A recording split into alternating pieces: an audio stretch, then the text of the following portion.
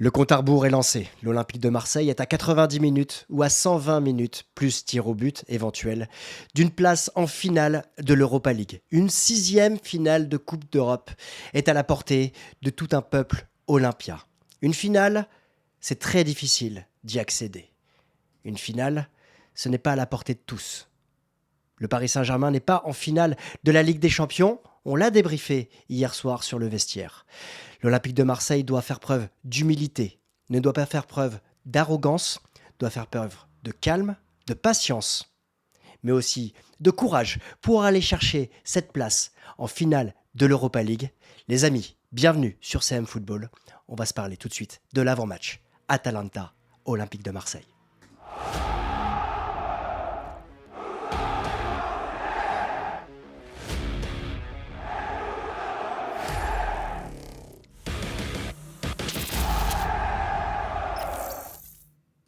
Très heureux de vous retrouver. Bienvenue les amis, je suis Christophe de CM Football.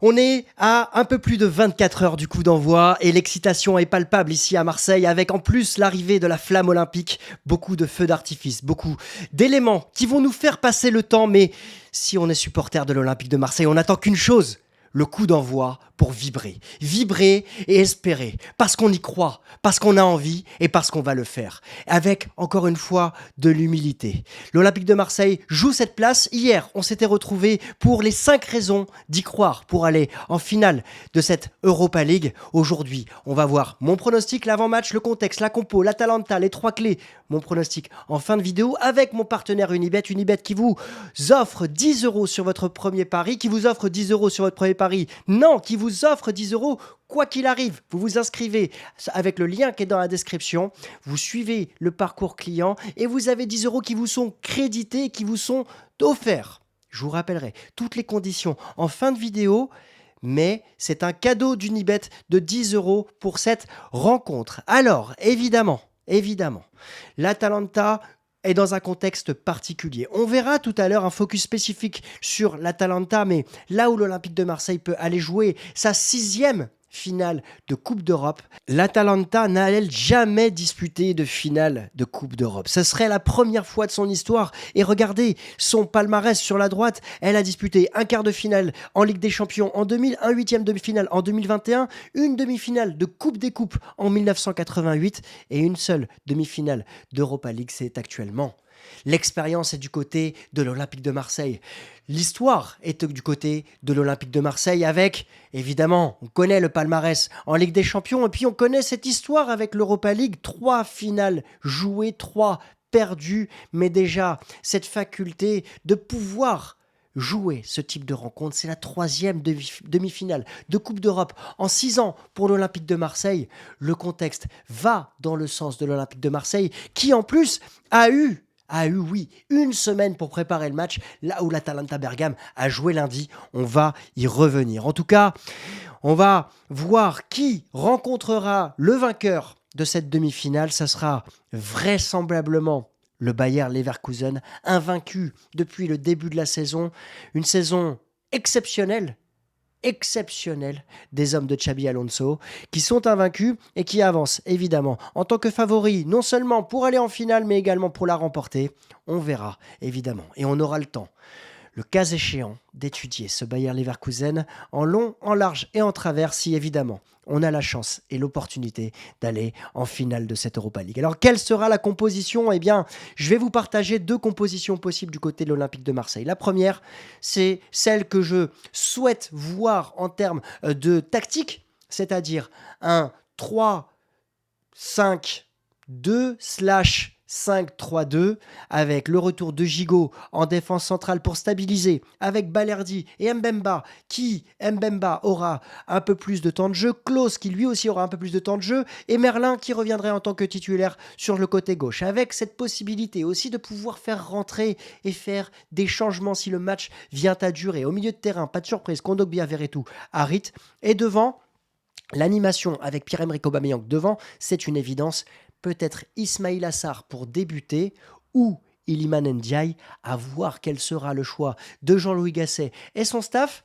parce que, évidemment, il y a un point d'interrogation entre la présence ou non d'Ismail Assar qui pourrait aussi dynamiter en deuxième mi-temps la défense de cette Atalanta Bergame. En tout cas, à mes yeux, c'est la tactique que je préfère. L'autre possibilité, c'est d'avoir une tactique un peu plus offensive dès le début de la rencontre, un 4-3-3 avec toujours Merlin sur le côté gauche, Gigot peut-être pas à 100% de ses capacités, mais j'en doute, je pense qu'il voudra jouer le guerrier, et devant une attaque à 3 avec en Electron League Ndiaye et Harit pour accompagner Ismail Assar et Aubameyang. Ça permettrait aussi d'avoir plus de densité sur les côtés et de la magie, entre guillemets, au milieu du terrain, au cœur du jeu, pour faire douter cette équipe très technique de l'Atalanta Bergame. Quoi qu'il arrive, on va avoir une équipe de l'Olympique de Marseille qui s'avance quasiment au complet parce que seul Valentin Rongier ne partira pas ce matin de Marignane pour Bergame. L'équipe est quasiment au complet, ça veut dire que tout au long de la rencontre, on pourrait avoir Soglo qui pourrait rentrer, Luis Enrique qui pourrait rentrer, Unai qui pourrait rentrer également, ou Mumbagna, bien évidemment. Vous me dites pourquoi tu parles de ces joueurs, Christophe? Je te parle de ces joueurs parce qu'on n'en a pas d'autres, mais aussi parce que ces joueurs pourraient apporter le déclic comme des frappes de loin. On se rappelle que Chancel Mbemba avait été buteur justement face à cette défense qui peut rester acculée. Alors, dites-moi en commentaire quelle serait votre composition. Je serai toujours bien évidemment attentif à vos commentaires et j'y répondrai, on pourra en débattre. Alors, cette Atalanta peut souffler, la DA peut souffler. Là où on a souvent critiqué la LFP, ici, c'est vrai, on l'a pu, parce qu'il y a des choses et des décisions qui sont parfois absurdes à l'encontre du football français ou même de l'équipe de l'Olympique de Marseille. Là, on doit se rendre à l'évidence, la LFP a pris les bonnes décisions pour mettre les meilleures conditions, d'offrir les meilleures conditions à l'Olympique de Marseille. L'OM n'a pas joué ce week-end. Son match est reporté. C'est un problème peut-être qui est déplacé à la semaine prochaine. On aura l'occasion d'en reparler peut-être. Mais ça veut dire que l'OM a eu 7 jours pour se préparer. Là où l'Atalanta n'a pas joué dimanche, mais elle a joué lundi. Elle a joué lundi contre le dernier de Serie A, la Salernitana. Alors certes, Gasperini a pu faire souffler 5 de ses titulaires, mais Kopp Miners est quand même rentré en jeu pour faire la différence. Alors, c'est toujours la même chose. Vous allez me dire, Christophe, c'est quoi ton avis? Vaut mieux avoir 7 jours pour se reposer ou vaut mieux garder le rythme? La bonne réponse, ça sera l'équipe qui va se qualifier qui l'aura. Je peux pas vous dire. Moi, j'aime bien les dynamiques. Mais compte tenu de notre effectif, aujourd'hui, je préfère être dans la position de l'Olympique de Marseille à avoir fait souffler, vu les débauches d'énergie qu'on a pu donner et vu les fins de match qu'on a pu aller chercher ces dernières semaines, et ça, c'est un point qui peut compter, je suis content de souffler. Mais la bonne réponse, ça sera celle de jeudi soir à 23h ou minuit. En tout cas, cette Atalanta, on l'avait vu au match aller. Elle avait été très intéressante et perturbante pour l'Olympique de Marseille dans le premier quart d'heure. Elle avait justement ouvert le score à ce moment-là. Et ensuite, elle avait su piquer à certains moments. Et elle a bien évidemment, comme beaucoup, été surpris par l'ambiance du Vélodrome. Mais aujourd'hui, c'est plus une surprise, cette ambiance est extraordinaire. Mais elle avait su faire le dos rond et tenir les assauts de l'Olympique de Marseille. Et ce que je tiens aussi à préciser, c'est cette équipe de l'Atalanta qui est à droite dans les statistiques. Elle avait cadré 2 fois et surtout, elle avait failli marquer le deuxième but en fin de rencontre par Mirochuk.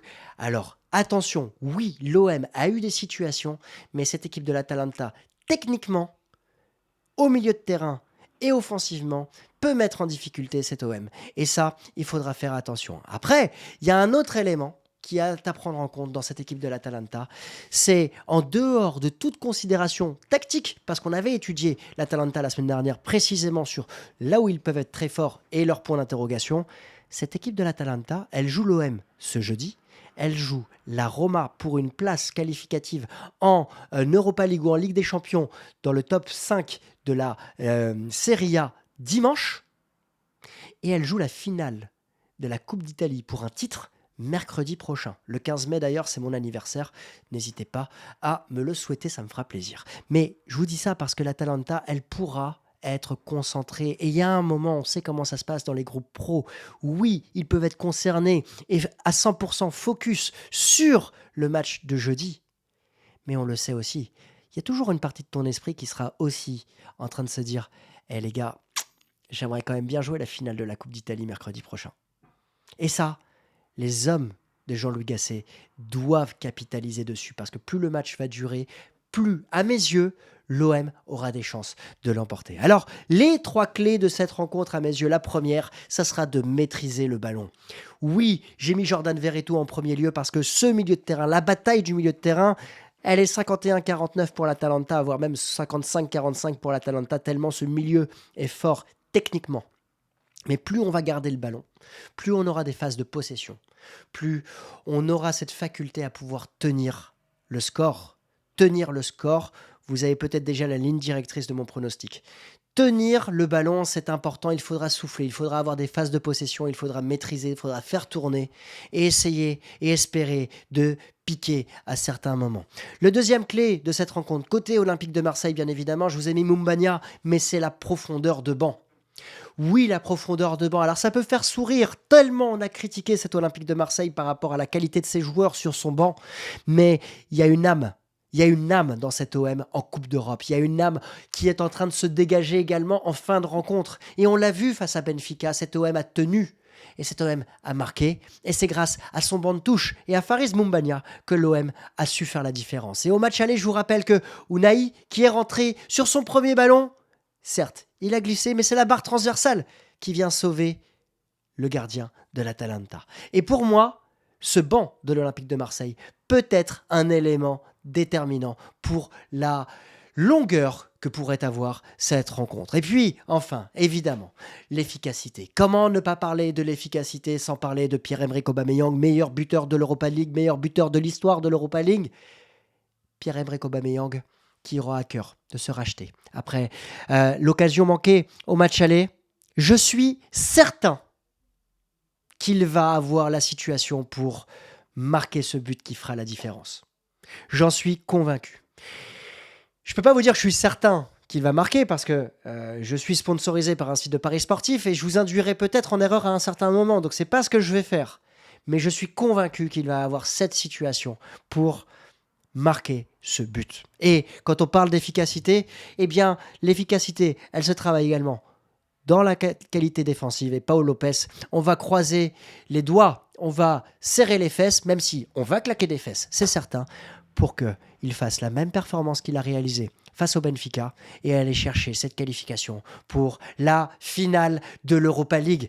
Je ne sais pas si vous vous rendez compte, mais il faut qu'on prenne conscience de ce qu'on est en train de vivre. On est à 24 heures de disputer une demi-finale qui nous qualifierait pour la finale de l'Europa League. Alors certains vont se moquer, se dire « Ouais mec, t'es en train de te prendre pour la Ligue des Champions ou pas ?» Chacun son niveau. Nous, on rêve pas plus grand. On sait que notre niveau, c'est l'Europa League. Et on va aller la chercher, cette place en finale. On est en capacité et on est en droit de rêver et on va le faire. J'y crois fermement. Alors, je vais vous passer les pronostics avec mon partenaire Unibet qui vous offre 10 € sans dépôt. 10 € sans dépôt qui vous sont offerts avec le lien qui est dans la description. Vous cliquez, vous vous inscrivez. Vous avez 10 € qui vous sont crédités directement par Unibet et c'est combiné avec une offre de bienvenue jusqu'à 100 € de bonus sur votre premier pari s'il est raté. C'est-à-dire que vous jouez 10, 15, 20, jusqu'à 100 €. Vous vous trompez sur votre premier pari. 24 heures après, vous avez la somme que vous avez jouée qui vous est créditée en freebet. N'oubliez pas que jouer est exclusivement réservé aux plus de 18 ans et ça doit rester un divertissement. Alors, le favori, je ne suis pas surpris. Le favori de cette rencontre, c'est l'Atalanta Bergame à 1,71 pour la victoire dans les 90 premières minutes. Le match nul est à 3,80 et la victoire de l'OM est à 4,70. Les codes vont pouvoir évoluer bien évidemment d'ici 21 h, coup d'envoi de la rencontre. Ce sont les codes, je vous le rappelle, pour dans les 90 premières minutes. La qualification de l'OM est à 2,98. Et moi, c'est ce que je vais jouer. Évidemment. Pas parce que je suis supporter de l'OM, mais parce que j'y crois, parce que ce qu'on a montré au match aller prouve qu'on peut mettre en difficulté cette équipe de l'Atalanta. Après, la difficulté, c'est de savoir dans quel moment on va se qualifier. Je vous partage les cotes. L'OM qui se qualifie en prolongation, c'est 16,50. L'OM qui gagne au tir au but, c'est 11,80. L'OM qui gagne dans le temps réglementaire, c'est 3,65. Il y a différentes variables, évidemment, de cotes. Moi, je pense que c'est un match qui va aller au tir au but. Je pense qu'on va souffrir. Je pense qu'on va souffrir dans cette rencontre. Je pense qu'on va avoir un film du match où je suis pas sûr que les deux équipes marquent. Je pourrais même vous pronostiquer un 0-0 dans cette rencontre. Je vais pas vous partager les scores parce que c'est trop délicat et ce serait vous induire en erreur à mes yeux de vous partager les cotes de la rencontre. En revanche, moi je jouerais qualification de l'Olympique de Marseille pour la finale. Marseille gagne au tir au but à 11,80. C'est une cote qui est assez forte quand même. Attention évidemment. S'il y a des joueurs et si l'OM venait à marquer dans cette rencontre. Il y a deux joueurs sur lesquels j'ai une bonne appréhension. Ce sont Aubameyang et Mumbagna, cotés à 2,78 et 4,23.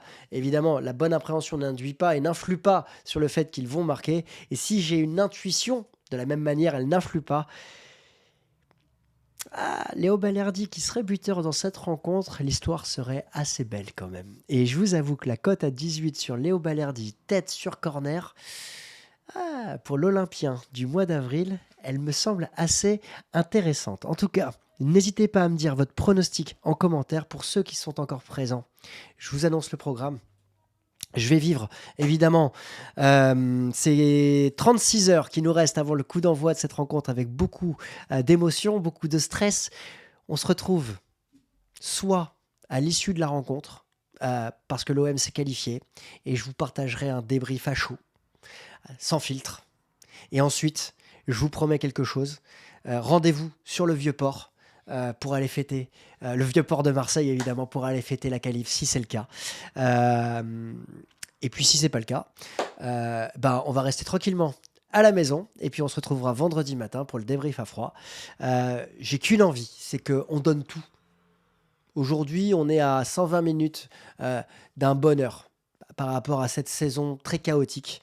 Et dans cette saison de l'extrême, quelque chose me dit que, sans arrogance, mais avec beaucoup d'humilité, il peut se passer quelque chose. Il peut se passer quelque chose. Et on va le faire. Et on va le faire. Et on va aller chercher cette place en finale. Ça ne sera pas une fin en soi d'être en finale. Je vous le promets. Mais on va aller la chercher. Dites-moi votre approche. Dites-moi comment vous êtes. Quel est votre sentiment? Quel stress? Quel degré de stress vous êtes? On se retrouve demain, je l'espère, sur le coup de 23h ou minuit en vidéo et sur le coup de 23h30, minuit 30 sur le Vieux-Port. Allez l'OM.